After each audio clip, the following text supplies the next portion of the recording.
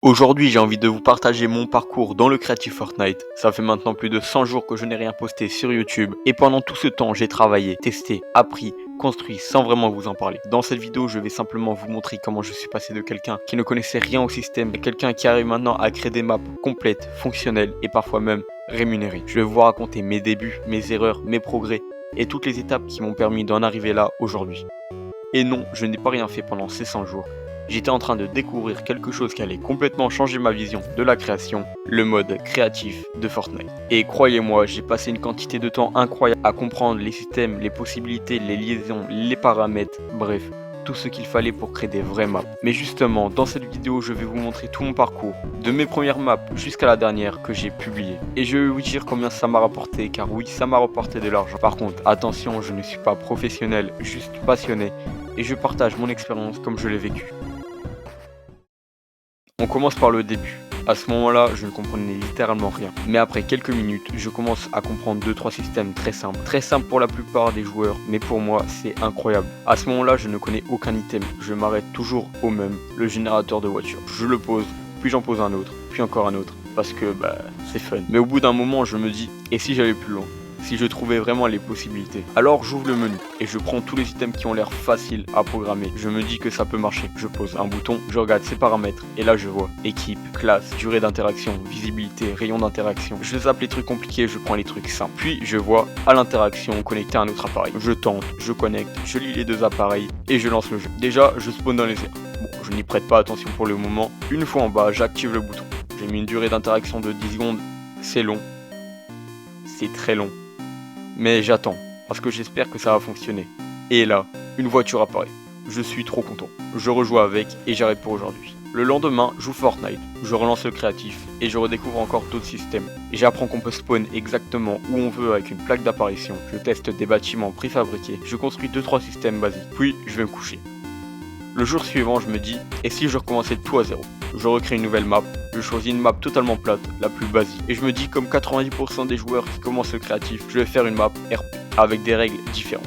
L'idée principale, un énorme bâtiment à plusieurs étages. Chaque étage te donne une capacité en plus. Voler, contrôler la météo, avoir une arme cheatée. Je construis le bâtiment, les étages, et franchement, c'est claqué au sol. Mais c'est normal, c'est les débuts. Pour accéder aux étages, il faut payer. Pour payer, il faut un métier, donc je crée les métiers. Une fois tout terminé, je suis super fier. Je publie la map et je vais me coucher, tout en pensant, ça y est, je vais avoir des milliers de joueurs, ça va devenir le nouveau Only Up. Évidemment, mon moi du passé s'est trompé complètement. 2 joueurs. Et devinez qui c'était ? Moi et mon frère. La réalité m'a vite rattrapé. Mais étonnamment, ça ne m'a pas découragé. Les jours suivants, je crée des maps de plus en plus travaillées, des systèmes plus propres, des environnements plus beaux. Toujours 0 joueur. Mais c'est pas grave, je continue. Un jour, je repense à un jeu Roblox que j'adorais quand j'étais petit, survivre aux catastrophes naturelles. Chaque manche, une catastrophe aléatoire apparaît et tu dois survivre. Je me dis, pourquoi pas leur faire dans Fortnite ? Je crée le spawn, je place les systèmes, chacun lié à une catastrophe. Je construis les maps avec différents biomes. Ça me prend 3-4 jours, je suis hyper fier du résultat. J'arrive à faire une éruption volcanique, un vrai tsunami, une tornade, une inondation. C'est l'une des meilleures maps, je la publie, même si elle bug, je suis content, car j'ai appris plein de choses. Quelques jours plus tard, Halloween arrive, et je me dis, ça serait pas mal de faire une map horreur. Ça me fera apprendre un nouveau domaine. Je pose un manoir préfabriqué, je le modifie, je crée plusieurs niveaux. Le but, trouver une clé, ouvrir une porte, trouver une deuxième clé, etc. Jusqu'à une phase finale. Je découvre le domaine sonore, les effets, musique angoissante, les ambiances. Pour le monstre principal, comme je n'ai que le créatif 1.0, je ne peux pas importer de modèle 3D. Donc je prends un mannequin, je le personnalise et j'utilise le skin le moins effrayant du jeu, ce clown là. Pourquoi ? Aucune idée. J'aurais pu prendre un skin effrayant, mais non, j'ai pris lui. Je publie la map, encore une fois j'ai évolué, j'ai appris. Ensuite, je me dis, et si je proposais mes services au Team Esport ? Je leur crée des maps dédiées où leurs joueurs peuvent s'entraîner, faire des événements, jouer avec leur communauté. En échange, je garde les revenus générés par la map. L'objectif, m'acheter un PC et devenir professionnel. Je contacte plein de teams, je construis leur map, je publie, je gagne quelques centimes. C'est pas énorme, mais je suis content. Puis une personne me contacte, il veut une map RP. J'accepte directement. Je réfléchis. Quel style, quel terrain, quel métier. Je note tout pour ne pas mélanger. Je veux police, mécanicien, 2 gangs, restaurateur, vendeur d'armes, admin pour le RP. Et surtout, certaines fonctionnalités, appeler la police, l'hôpital, le taxi, dire exactement où on est, faire un drive où tu choisis combien de parts de pizza ou de boisson tu veux, un système de jour-nuit avec éclairage automatique. Je veux mettre tout ce que j'ai appris dedans, vraiment tout. Je crée une nouvelle map, je suis devant, c'est vide. Je commence par les structures. les routes, les jonctions, je comble les trous. Je crée un tunnel, je mets des rochers pour bloquer la vue sous la map, j'ajoute des arbres, de la végétation, je crée différents niveaux pour un rendu naturel. 6 heures de terraforming plus tard, j'arrête pour aujourd'hui. Le lendemain, je me concentre sur le spawn.